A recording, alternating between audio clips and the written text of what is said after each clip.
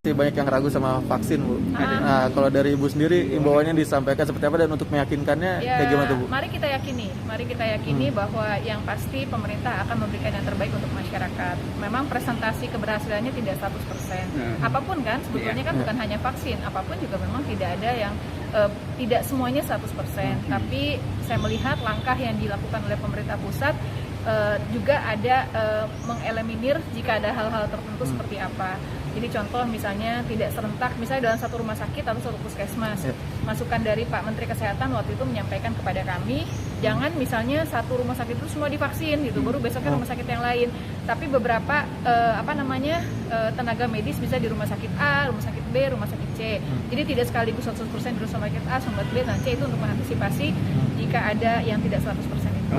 Ada ini nggak sih sanksi nggak sih, Bu? Mengingat seperti DKI ada sanksi ketika ada orang yang akan menolak itu, Bu. Kita kaji dulu deh. Belum itu ya. Tapi Ibu yang pertama itu siap, Bu, divaksin? Ya, insya Allah, Bismillah aja. Kan itu bagian dari ikhtiar yang kita meyakini sebagai upaya kita dalam rangka penyelamatan dan untuk untuk kita keluar dari pandemi COVID-19. Berarti masyarakat jangan sampai ragu ya, Bu ya? Ya, Usaha. Bismillah aja. Bismillah, karena saya meyakini apa yang dilakukan oleh pemerintah pusat yang disampaikan kepada kita daerah dalam rangka untuk menyelamatkan masyarakat sendiri dan tentunya bagaimana untuk bisa keluar dari pandemi COVID-19. Dan saya meyakini ini belajar dari kejadian kasus bencana non alam, karena kan kejadian ini tidak hanya tahun ini saja 2020, tetapi juga beberapa puluh tahun, ratusan tahun pun juga pernah ada kejadian seperti itu. Dosen selalu. Ya. Sama ini juga. Anda tidak dikenal sebagai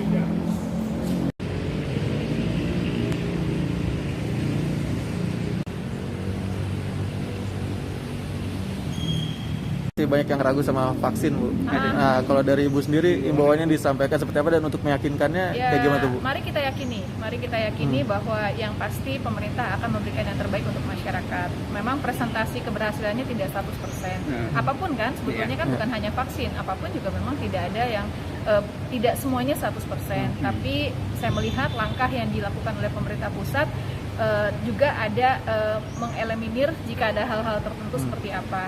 Jadi contoh misalnya tidak serentak, misalnya dalam satu rumah sakit atau satu puskesmas.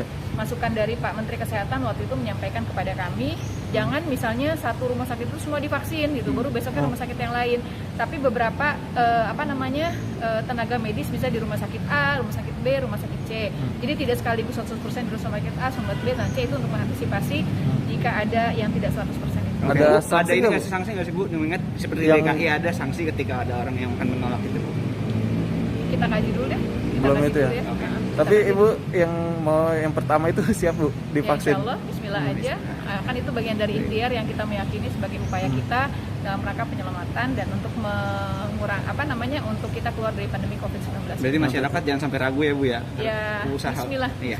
Bismillah, karena saya meyakini apa yang dilakukan oleh pemerintah pusat yang disampaikan kepada kita daerah dalam rangka untuk menyelamatkan masyarakat sendiri dan tentunya bagaimana untuk bisa keluar dari pandemi COVID-19. Dan saya meyakini ini belajar dari kejadian kasus bencana non alam, karena kan kejadian ini tidak hanya tahun ini saja 2020, tetapi juga beberapa puluh tahun, ratusan tahun pun juga pernah ada kejadian seperti itu.